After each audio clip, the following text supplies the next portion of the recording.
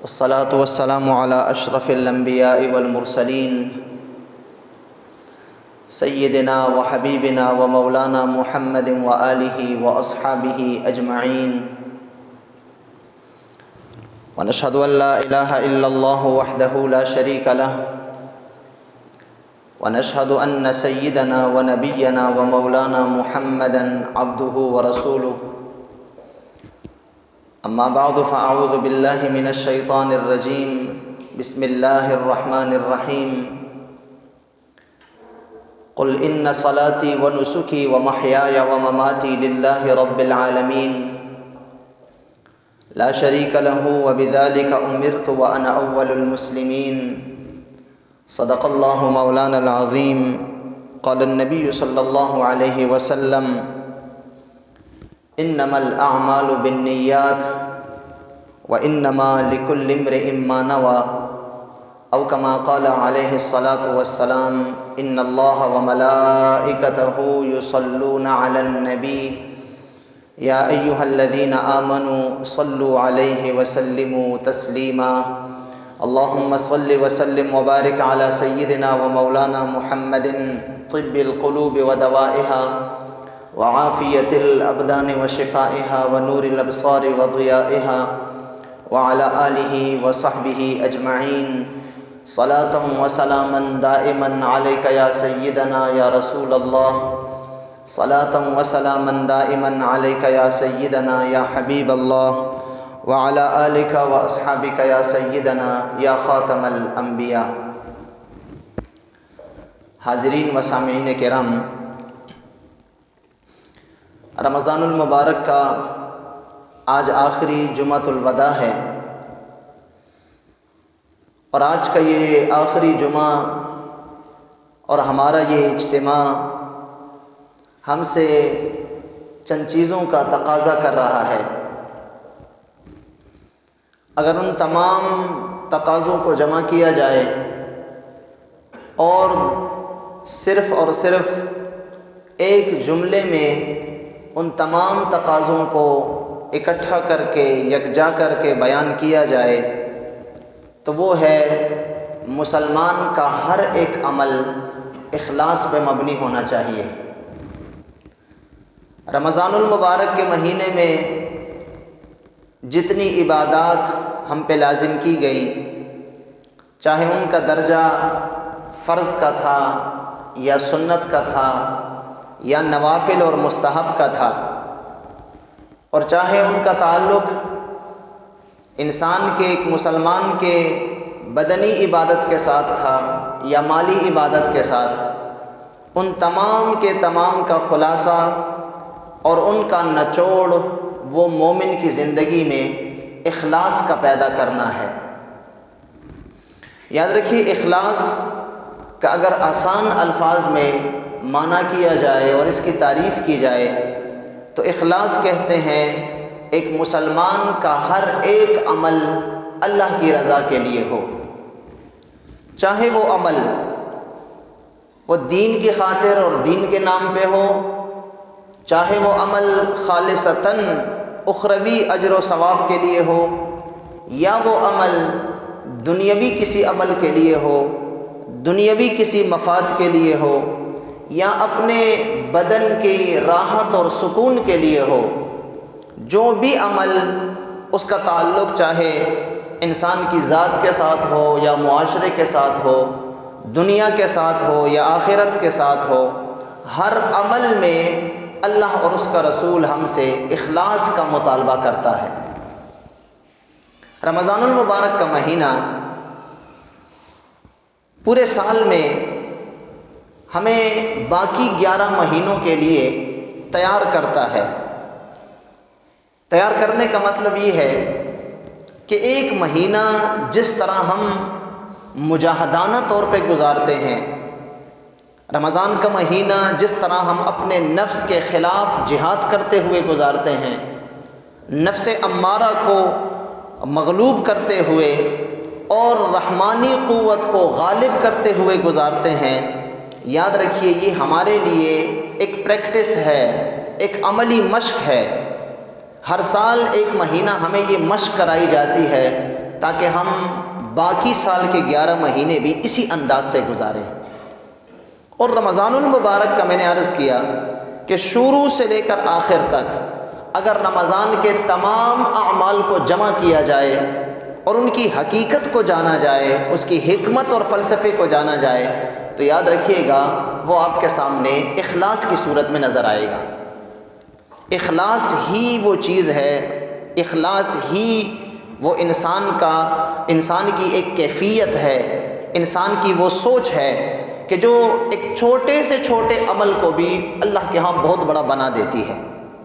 لیکن اگر اخلاص کی مخالف اور اخلاص کی ضد جو کہ ریاکاری ہے، جو کہ نمود و نمائش ہے، جو کہ اپنی ناموس ہے، تو یاد رکھیے جب انسان اخلاص کے مخالف کام کرتا ہے اور اللہ کی رضا کو پس پش ڈالتے ہوئے کسی اور غرض اور مقصد کے لیے یہ اپنے اگر اچھے سے اچھا عمل اور بڑے سے بڑا عمل بھی کرتا ہے تو اللہ کے ہاں اس کی کوئی قدر و قیمت نہیں ہے۔ اخلاص ایک اتنی بنیادی چیز ہے، یاد رکھیے، اتنی بنیادی چیز۔ امام غزالی رحمۃ اللہ علیہ کا وہ واقعہ میں نے کئی مرتبہ آپ کے سامنے یہاں پہ بیان کیا ہے۔ ایک رات بیٹھے ہوئے تھے اور اپنا کچھ کام کر رہے تھے، قلم رک گیا اپنی جگہ پہ اور آپ کچھ بات سوچنے لگے۔ اتنے میں ایک مکھی یا مچھر جو بھی تھا وہ آ کے اس قلم کی نوک پہ آ کے بیٹھ گیا اور وہ سیاہی کو چوسنے لگا۔ آپ سمجھ گئے کہ یہ مکھی یا مچھر یہ پیاسا ہے اور یہ اپنی پیاس اس سیاہی سے بجھا رہا ہے۔ آپ نے تھوڑی دیر کے لیے اپنے ہاتھ کو روکے رکھا۔ جب وہ مکھی خود سے اڑ گئی تو آپ نے پھر لکھنا شروع کر دیا۔ زندگی گزرتی گئی، آپ کا تصوف میں بہت بڑا ایک نام ہے، منطق اور فلسفے میں بہت بڑا ایک نام ہے، احادیث طیبہ میں بہت بڑا ایک نام ہے آپ کا، اور امام غزالی کا خصوصاً مسلمانوں کی تربیت کے حوالے سے ایک بہت بڑا کردار ہے۔ جب آپ فوت ہوئے تو فوت ہونے کے بعد اس زمانے کے ایک بہت بڑے بزرگ نے آپ کو خواب میں دیکھا اور پوچھا، اے امام غزالی اللہ نے آپ کے ساتھ کیا معاملہ کیا؟ آپ نے جواب ارشاد فرمایا، اللہ نے مجھے بخش دیا، میری مغفرت کر دی، اللہ نے بغیر حساب کے مجھے جنت عطا فرما دی۔ پوچھا آخر کس عمل کی وجہ سے؟ اس بزرگ کے ذہن میں تو یہ بات چل رہی تھی کہ اب بہت بڑی شخصیت ہے دنیا میں، آپ کی وجہ سے بہت سارے لاکھوں بھٹکے ہوئے جو ہے وہ سیدھی راہ پہ آئے، شاید یہ وجہ ہوگی۔ آپ راتوں کے تہجد گزار تھے، شاید یہ وجہ ہوگی۔ آپ نے خواب میں جواب دیا کہ تمہارے ذہن میں جو کچھ چل رہا ہے ایسا کچھ بھی نہیں ہے، بس اس ایک رات جو ایک مکھی یا مچھر کے لیے میں نے کچھ دیر اپنے ہاتھ کو روکا تھا، اس ایک عمل کی برکت سے اللہ نے میری مغفرت فرما دی۔ اب بظاہر ہمیں ایک چھوٹا سا عمل نظر آتا ہے، بڑا چھوٹا سا۔ امام بخاری نے اس حدیث کی روایت کی ہے، سرکار دو عالم صلی اللہ علیہ وسلم نے ارشاد فرمایا، بنی اسرائیل میں پچھلی امتوں میں ایک طائفہ تھی، ایک بدکار بدچلن عورت تھی، جب وہ مر گئی، فوت ہو گئی تو اللہ تعالیٰ نے اس کو بخش دیا۔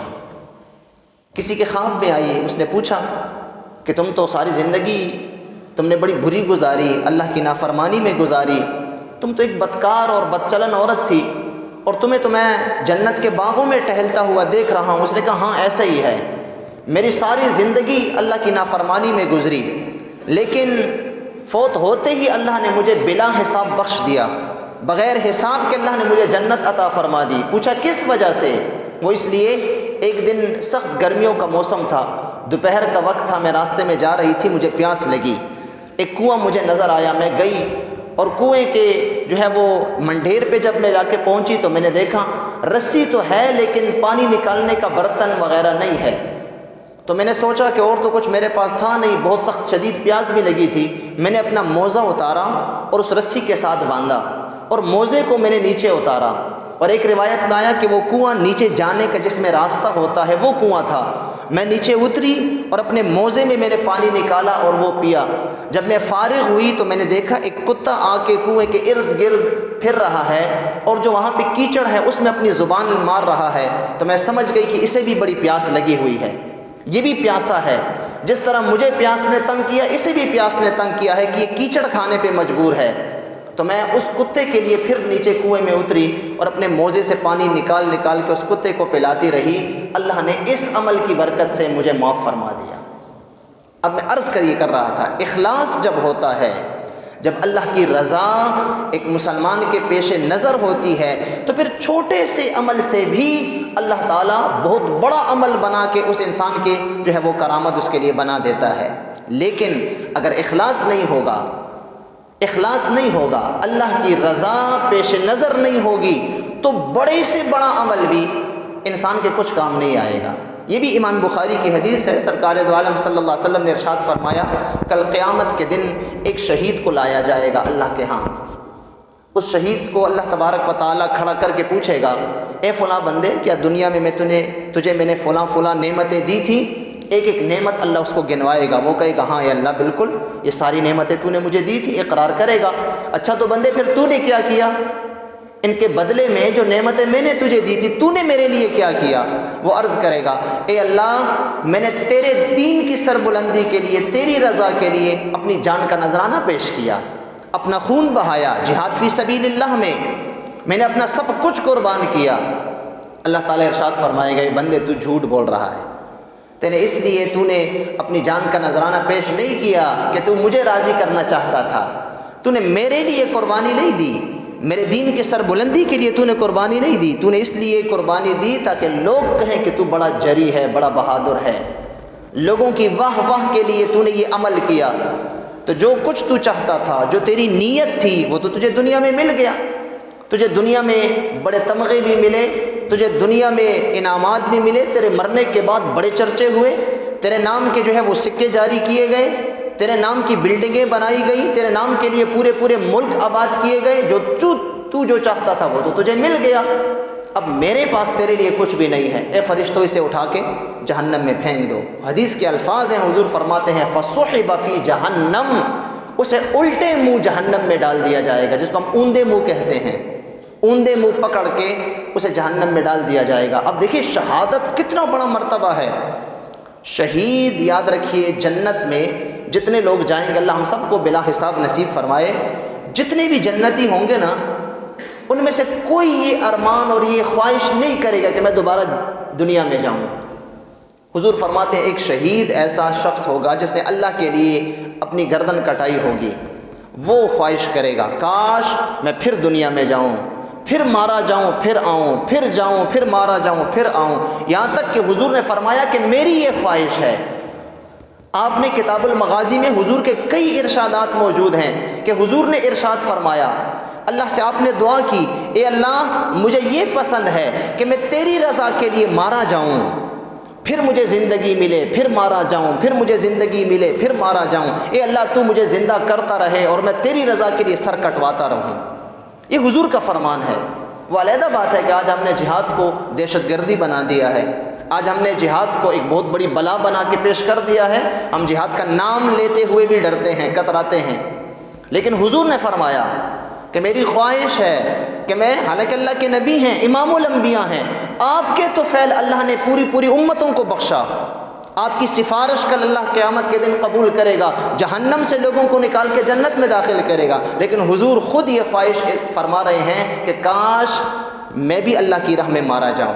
وہ شہید کل قیامت کے دن جنت میں یہ خواہش کرے گا، اے کاش میں دنیا میں واپس چلا جاؤں، پھر مارا جاؤں، پھر آؤں۔ پوچھا جائے گا وہ کیوں؟ وہ کہے گا کہ جس وقت میری گردن کٹی تھی اور میرے خون کا قطرہ زمین پہ گرا تھا، اس وقت اللہ کا دیدار مجھے نصیب ہوا تھا، وہ ایسی لذت ہے جو مجھے جنت میں بھی نظر نہیں آ رہی۔ تو وہ شہید کتنا بڑا مرتبہ، کتنا بڑا رتبہ، حضور نے فرمایا اس کا خون کا قطرہ زمین پہ گرنے سے پہلے اللہ اس کو بلا حساب جنت عطا فرما دیتا ہے، اس کے گناہوں کو بخش دیا جاتا ہے۔ لیکن اس شہید کو بھی حضور فرماتے ہیں صحب فی جہنم، اس کو جہنم میں اوندے منہ گرا دیا جائے گا۔ کیوں؟ اس نے یہ گردن اللہ کی رضا کے لیے نہیں کٹائی تھی، اخلاص نہیں تھا، خلوص نیت نہیں تھا۔ پھر حضور فرماتے ایک دوسرے شخص کو لایا جائے گا کہ جو بہت بڑا سخی تھا، دنیا میں بڑا مال خرچ کیا کرتا تھا، اس کے دسترخوان لگا کرتے تھے، اس کے در سے غریب جو ہے وہ اور مسکین اور بے بس لوگ، معاشرے کے نادار افراد اس کے پیسوں پہ پلتے تھے۔ اس کو لایا جائے گا، اللہ اسے پوچھے گا بندے فلاں فلاں فلاں فلاں ساری نعمتیں میں نے تجھے دی؟ ہاں اے اللہ بالکل تو نے دی۔ بندے پھر تو نے کیا کیا؟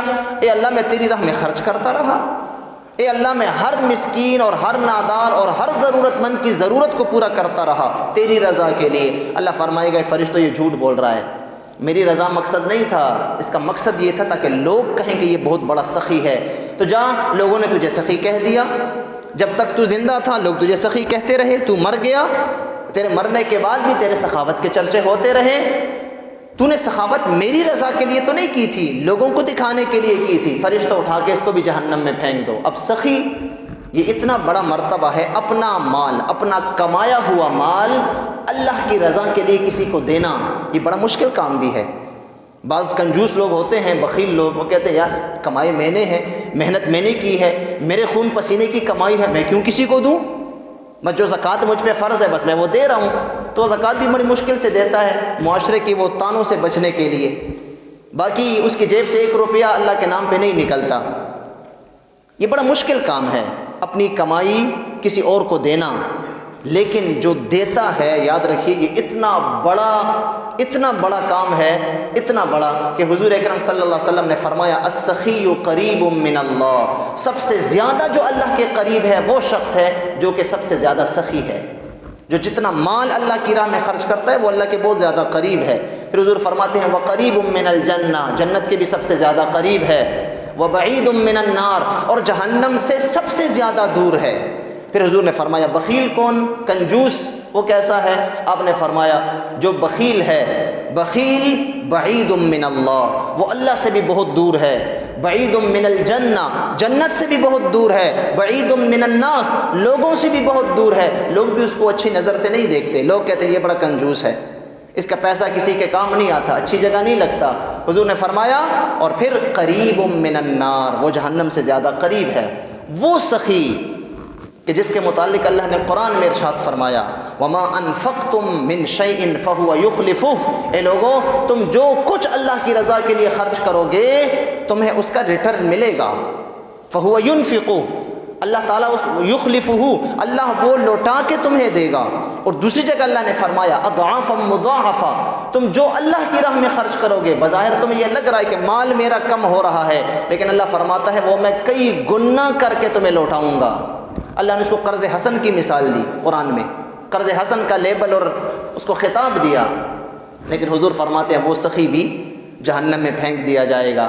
پھر حضور فرماتے ہیں ایک قاری کو لایا جائے گا جو دنیا میں بڑا اچھا بہترین قرآن پڑھتا تھا، قرآن کا علم اس کے پاس تھا، اس کو لایا جائے گا، اللہ اس کو کھڑا کرے گا، اے بندے میں نے دنیا میں تجھے فلاں فلاں فلاں فلاں نعمتیں دیں، قرآن جیسی عظیم نعمت تجھے دی، ہاں اللہ بالکل تو نے دی۔ بندے پھر تو نے کیا کیا؟ اے اللہ میں تیری رضا کے لیے لوگوں کو قرآن پڑھاتا رہا، تیری رضا کے لیے میں دین پھیلاتا رہا، تیری رضا کے لیے میں لوگوں کو دین کی طرف بلاتا رہا، تیری رضا کے لیے۔ اللہ فرمائے گا فرشتوں جھوٹ بول رہا ہے، اس نے اس لیے دین نہیں پھیلایا تھا، اس نے اس لیے لوگوں کو قرآن نہیں سکھایا تھا کہ میں راضی ہو جاؤں، اخلاص نہیں تھا، یہ اس لیے یہ کام کیا کرتا تھا کہ لوگ کہیں کہ بہت بڑا عالم ہے، لوگ کہیں کہ بڑا بہترین قاری ہے، لوگ کہیں کہ اس کی بڑی خدمات ہے۔ اے بندے جا، تو جو چاہتا تھا دنیا میں تجھے تیرا نام مل گیا، تیرے مرنے کے بعد بھی تیری نسلوں کو بھی لوگ کہتے رہے کہ یہ فلاں عالم کی نسل ہے، یہ اس کی پوتے ہیں، اس کے پڑ پوتے ہیں، تیرا نام تو دنیا میں زندہ رہا، تیرے نام کی مسجدیں بنتی رہی، تیرے نام کے جو ہے وہ چوک بنتے رہے، دنیا میں تو جو چاہتا تھا وہ تجھے مل گیا۔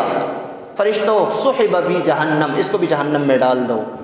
اس قاری اور اس عالم کو بھی جہنم میں ڈال دیا جائے گا، جس کے متعلق میرے پیارے نبی صلی اللہ علیہ وسلم نے ارشاد فرمایا کہ عالم جو ہے اس کی نیند، اس کا سونا، وہ بھی ایک عابد سے اور تہجد گزار سے اس کی نیند بہتر ہے، اور عالم کے قلم سے نکلی ہوئی جو سیاہی ہے کل قیامت کے دن زمین و آسمان سے زیادہ اس کا وزن ہوگا۔ اور وہ عالم اور وہ قرآن پڑھانے والا، وہ قرآن کا ماہر، حضور نے فرمایا جس کے لیے جو ہے وہ چیونٹیاں سوراخوں میں اپنی بلوں میں اس کے لیے دعائیں مانگتی ہیں، جس کے لیے حشرات الارض اللہ کی بارگاہ میں دعا مانگتے ہیں، جس کے لیے سمندر کی مچھلیاں استغفار اور دعا مانگتی ہیں، اس کو بھی جہنم میں ڈال دیا جائے گا۔ کس وجہ سے؟ اخلاص نہیں تھا، اللہ کی رضا پیش نظر نہیں تھی، اپنا نام ریاکاری مقصود تھا۔ تو عرض کرنا تھا میں شروع سے کہ اگر چھوٹے سے چھوٹا عمل بھی ہوگا لیکن اخلاص ہوگا، اللہ کی رضا مقصد ہوگا تو اللہ اس چھوٹے سے عمل کو بھی بہت بڑا بنا کے ریٹرن کر دے گا، واپس دے دے گا۔ لیکن اگر بڑے سے بڑا عمل ہو اور اخلاص نہ ہو تو پھر وہ عمل بھی بالکل ضائع ہے، انسان کو کوئی فائدہ نہیں دے گا۔ اسی لیے حضور نے ارشاد فرمایا انما الاعمال بالنیات، تمہارے تمام اعمال کے ثواب کا دار و مدار وہ تمہاری نیتوں پہ ہے۔ اس لیے حضور نے فرمایا وَإِنَّمَا لِكُلِّ امْرِئٍ مَّا نَوَىٰ، تم میں سے ہر شخص کو اپنی نیت کا بدلہ ملے گا۔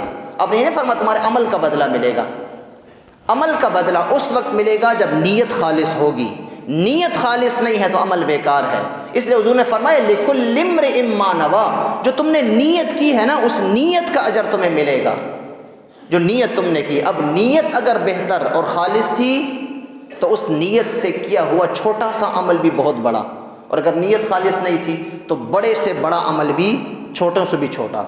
اس لیے رمضان المبارک کا یہ مہینہ یہ ہمیں اخلاص کا درس دیتا ہے، خاص کر رمضان کی جو سب سے بنیادی عبادت جو روزہ ہے یہ ہمیں اخلاص کا درس دیتا ہے۔ رمضان کے روزے کے فضائل، رمضان کے روزے کی اہمیت وہ ایک طرف کر دیں، وہ ہم سب کو معلوم ہے۔ قرآن میں اللہ نے رمضان کے متعلق کیا فرمایا، احادیث طیبہ میں ہم نے کیا حضور سے سنا، ہم سارا مہینہ وہ علماء سے سنتے رہے۔ لیکن ایک جو ہے ایک آپ یوں سمجھے کہ کامن سینس کی بات ہے، ہر بندہ اپنے ذرا گریبان میں جھانک کر دیکھے، کسی کا روزہ ہے، ہم میں سے ایک اگر بچے کا بھی روزہ ہے، بڑے کی تو بات علیحدہ ہے، بچہ جس کا بھی ذہن کمزور ہے، ابھی اس کی سوچ اتنی دور نہیں ہے، ایک رمضان میں ایک مسلمان کا روزہ ہے، وہ گھر میں بالکل اکیلا ہے، کوئی اس کو دیکھنے والا نہیں ہے، دروازے کھڑکیاں سب کچھ بند ہیں، سخت پیاس اس کو لگی ہوئی ہے، ٹھنڈا پانی بھی ہے، لیکن اکیلا ہونے کے باوجود کہ اس کو کوئی نہیں دیکھ رہا پھر بھی وہ پانی نہیں پیتا۔